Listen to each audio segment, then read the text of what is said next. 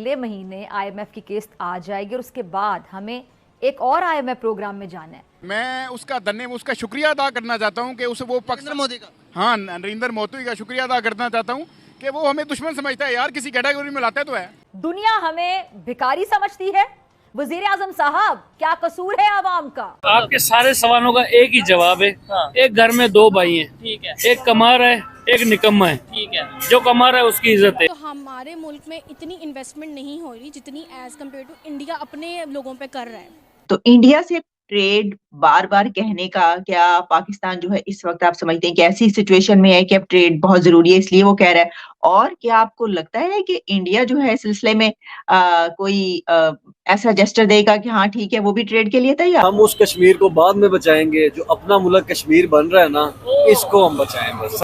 सबसे safe country इस वक्त पाकिस्तान है। सबसे मुनाफिक तरीन कौम इस टाइम पाकिस्तानी कौम है। आपको पता गिलगित कह रहा है हमें अलग करो, बलोचिस्तान कह रहा है हमें अलग करो, कौन कह रहा है हमें पाकिस्तान में शामिल करो? अच्छा, फिर पाकिस्तानी मुबस्सरीन जो होते हैं मीडिया पे बैठे हुए, ये कहते हैं जी कि अगर भारत की चीन के साथ तमाम तरह इख्तलाफात के बावजूद इतनी बड़ी ट्रेड है तो पाकिस्तान के साथ क्यों नहीं हो सकती? ठीक है ना, ये थोड़ी बात है कहाँ एक इलाके का चौधरी कहाँ फकीर। ठीक है, ये भी हमारी इज्जत अफजाई है कि वो हमें दुश्मन समझता है। इंडिया की ये बहुत बड़ा बयान दे रहे हैं आप इंडिया का। मैं सही कह रहा हूँ, ये हकीकत है कि ये हमारी इज्जत अफजाई है कि वो हमें दुश्मन समझता है। कश्मीर की आड़ में पाकिस्तान और इंडिया को लड़ाया जाता है, ठीक है। ये दो मुल्क तरक्की ना करें नहीं, लेकिन वो तो करके तरक्की, वो तरक्की कर गए ना। पाकिस्तान हल चाहता ही नहीं है कश्मीर। जी दोस्तों, बगे वीडियो तरफ जाने से पहले मैं बता दूं कि पाकिस्तानियों को अब आहिस्ता आहिस्ता समझ आ रही है कि जो है ना मोदी साहब वो कह रहे हैं कि वीडियो में कि बड़ी बात है कि मोदी साहब पाकिस्तान को दुश्मनों की कैटेगरी में तो रखते हैं ना।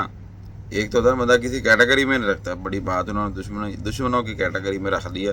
तो बड़ी अमेजिंग वीडियो। तो चलो आप पहले वीडियो देखें, बाकी बातें बाद में करते हैं। अब दुनिया में अगर किसी को दूसरा घर किसी को मानता हूँ वो इंडिया है, और सेफेस्ट कंट्री जो मैं वर्ल्ड में मानता हूँ वो इंडिया। हर बंदे को पता चल गया कि हमारा जो एजेंडा था जिसकी बेस पे हमने ये पाकिस्तान बनाया था वो ख़त्म हो गया। अब तो दुआ है कि ये एजेंडा रहा, क्यों, कौन सा एजेंडा था जिस पर लिया था? और पहली बात तो अगर हम बात करें ना कायदे मोहम्मद अली जना की, उन्होंने तो इस बेस पे लिया था कि मैंने आप मुसलमानों को अलहदा मुल्क लेके दे दिया है, अब खिलाफत राशिदा कायम करना आप लोगों का काम है। ठीक है ना, मैं समझता। और आप ये डॉक्टर इस्लाम है, इनकी उनके सबसे मुनाफिक तरीन कौम इस टाइम पाकिस्तानी कौम है।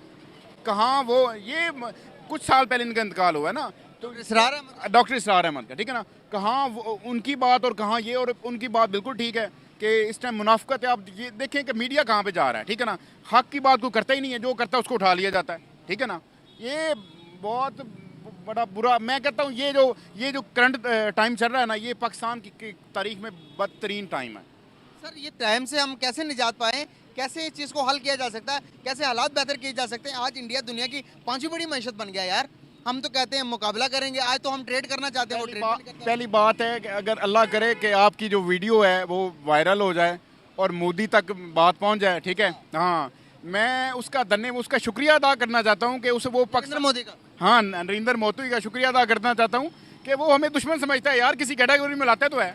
ठीक है ना, ये थोड़ी बात है कहाँ एक इलाके का चौधरी कहाँ फकीर। ठीक है, ये भी हमारी इज्जत अफजाई है कि वो हमें दुश्मन समझता है। इंडिया की ये बहुत बड़ा बयान दे रहे हैं आप इंडिया का। मैं सही कह रहा हूँ, ये हकीकत है कि ये हमारी इज्जत अफजाई है कि वो हमें दुश्मन समझता है। कितना आगे बढ़ गया वो, कितना आगे चला गया वो? आप उसकी इकोनॉमी देखिए कहाँ पे चली गई है, पूरी दुनिया में उसकी ट्रेड है। हमारे चावलों पे इंडिया का लोगो होता है, वो बेचने, ये पाकिस्तानी, ये सारा काम हमारी गवर्नमेंट समेत लोगों ने खराब किया। हमारे लोग इंडिया का लोगो लगा के बेच रहे होते हैं। नहीं, हमारे लोग नहीं जाते, वो इंडिया ट्रेडिंग वो खरीदते हैं इनसे चावल, और वो मतलब अपनी लोगो लगा, क्योंकि दुनिया एक्सेप्ट नहीं करती ना पाकिस्तान को। ठीक है ना, एक्सेप्ट नहीं, ये मसला है। आपको नहीं लगता कि हमारे लोग बाहर जाकर ये बता सकते हैं कि भाई मैं पाकिस्तानी रीजन नहीं, मैं इंडिया से आया हूँ? तो ये नहीं हो सकता कि हमारे लोग अपने चावल को बेचने के लिए, जहाँ पर हमारे चावल इतने बदनाम हो गए कि वहाँ पर चावल वो बता करके इंडिया का लोगो लगा के पिंक साल्ट की तरफ चले जाएं। हमने अपनी मौशियत खुद ख़राब की है, इसमें हमारी गवर्नमेंट का भी हाथ है। ठीक है क्या, क्योंकि हमारा जो इंटरनेशनली जो एजेंडा है, हमारा कोई बयान है ही नहीं, हम करते कुछ हैं कहते कुछ हैं। ठीक है, इसी बेस पे ये एक बंदे ने निज़ाम ख़राब नहीं किया, ये इसमें हमारी कौम भी है और हमारे हुक्मरान भी हैं, हमारी जुडिशरी सिस्टम भी है, हमारी ब्यूरोक्रेसी भी, सारे मिल के इन्होंने बेड़ा गर्क किया है। सर, क्या हल है, कैसे ठीक कर सकते हैं? आज इसहाक डार साहब ने बयान दिया है कि भाई मैं इंडिया के साथ ट्रेड करना चाहता हूं, और हमारे जो बिजनेस मैन जो तबका है जो कि बिजनेस करते हैं वो कहते हैं कि भाई इंडिया के साथ ट्रेड करना है बहुत ज़रूरी है। हम इंडिया की प्रोडक्ट लेते हैं सिंगापुर और दुबई के वाया से, इतना लंबा सफ़र पड़ जाता है और वो अभी ट्रेड करना चाहिए, तो क्या इंडिया एग्री होगा? मान लिया, चलो ठीक है, आपकी बात, मेरी बात सुने। इंडिया के साथ ट्रेड करना चाहते हैं, ईरान के साथ क्यों नहीं करना चाहते? ठीक होगा। जब इनका एक अपना इनकी हैसियत नहीं है, ये इन्होंने जो फॉरेन पॉलिसी के तहत चलना, अमेरिका के अंडर रहना है, ये इंडिया से क्या किसी से मर्जी कर लें, ये कभी कामयाब नहीं हो सकते। बाकी ये बात ठीक है कि इंडिया ये दुश्मनी के चक्कर में घुस के मारेंगे, इन्होंने अवाम को बेवकूफ़ बना के अपने मतलब निकाले हैं। ये नून लीग वाले तो कब से ट्रेड कर रहे हैं, इनकी कितनी मशीनरी इंडिया से आती थी, बेचारी अवाम के लिए मसला होता था। अच्छी बात है इंडिया से ट्रेड करें, वो बात नहीं है, लेकिन ईरान से भी करें, ठीक है ना। हम कहते हैं कि भाई हमारे पास गोरी मिसाइल है, वो तबाही के लिए मचाए रखा, इंडिया की तरफ रुख है, तो आपको लगता है कि ये सोच अवाम को दे के अवाम के ब्रेन वॉश करने से बेहतर आपको नहीं लगता कि अवाम को एजुकेट किया जाए? सोशल मीडिया ने सब कुछ, इनकी सारी प्लानिंग में पानी फेर दिया। वो टाइम ख़त्म हो गया जब ये कहते थे कि हमारे पास गौरी है, हमने इसलिए बनाया है, या हमारा एटमी जो सिस्टम है हमारा वो इस काम के लिए। ना इंडिया को कोई डर है, क्योंकि इन ये खुद अपनी हिफाजत नहीं कर सकते, इन्होंने इंडिया के साथ क्या लड़ना है? अब इकोनॉमिकल वार है, हाँ? इकोनॉमी में तो पहले जीत, इकानमी पहले जो चुका, अब वैसे भी इनकी हिम्मत ही नहीं है। मैं कहता हूँ ये संभाल लें एटमी पावर को, ये भी बहुत बड़ी चीज़ है, ठीक है ना। तो ना पीछे जरदारी के टाइम के अंदर बात हो रही थी कि बेचने लगे हमारे मैं तो ना अल्लाह माफ़ करे, नाउज़ वैसे बात, लेकिन जो हालात नज़र आते हैं ना, ये बेचेंगे, ये सासे भी बेचेंगे, इन्होंने बलूचिस्तान भी बेचना है, ठीक है ना। जो हालात नज़र आ रहे हैं, अगर यही करंट पोजीशन रही तो हमारी ब्यूरोक्रेसी मतलब करप्ट रही, ये लोगों पॉलिटिशियन ने ये सलूक किया, ये इन्होंने जैसे वो बांग्लादेश से अलहदा हो गया था, पहले बलूचिस्तान, फिर KPK, फिर सिंध, फिर आखिर पे पंजाब बच जाएगा। इन्होंने बेड़ा गर्क किया है, क्योंकि बंदा अपनी गलती मानता नहीं ना, कोई बंदा अपनी गलती मानता ही नहीं है। सर हमारे लोगों को तो ये चुरन दिया गया कि ये अल्लाह के नाम पर बना, क़यामत अगर रहेगा 71 में बांग्लादेश अलग हो गया। डॉक्टर इसरार के सुने बयान, ठीक है ना, वो आपको बता देंगे, ठीक है। आप थोड़ा क्लियर करें चीज़ को, अवाम को थोड़ा शऊर दिलाना बहुत ज़रूरी है, बताना, सच्चाई बताना। इस वक्त इस मुल्क के साथ वही बंदा लोयल है जो हकीकत से अवाम को रूबरू करे, आशना करे। पता है अवाम को एक एक चीज़ का पता है, अवाम इतनी पागल नहीं है। अगर कोई बंदे कोई नेगेटिव हैं ना, तो वो अपने मफाद की वजह से हैं, ठीक है ना। ये बात गलत है कि उनको पता नहीं है, हर चीज़ का पता अवाम को। कोई बच्चा हो उसका ना पता हो, लेकिन जो बंदा एजुकेटेड है उसको, यहाँ सोशल मीडिया ने हर बंदे को एजुकेट कर रखा है, हर चीज़ का पता। क्या फ्यूचर देखते हैं? फ्यूचर में यही चलता रहा तो हमारे कौम का, हमारे बच्चों का आने वाले टाइम के अंदर फ्यूचर क्या देख रहे हैं आप? सर डर लगता है ये बात करते हुए कि बच्चों का फ्यूचर क्या होगा, ख़ासकर हमारे मुल्क में। तो हम तो यही कहते हैं कि अल्लाह ही है को मुआवजा करे, और हम अपनी बुनियादें जो हैं हमने खोखली कर ली हैं, वो दोबारा अपनी पोजीशन पे आ सकें, लेकिन बहुत बुरे हालात हैं। जी दोस्तों, हमने वीडियो देखी, वीडियो में आपने पाकिस्तानी लोगों का ओपिनियन जाना। वो कह रहे हैं कि भाई 2 भाई हैं और एक निकम्मा है और एक टैलेंटेड है, और जो निकम्मा है वो आपके साथ हमसाया आपका, और टैलेंटेड तो फिर आप खुद ही आप समझदार हैं।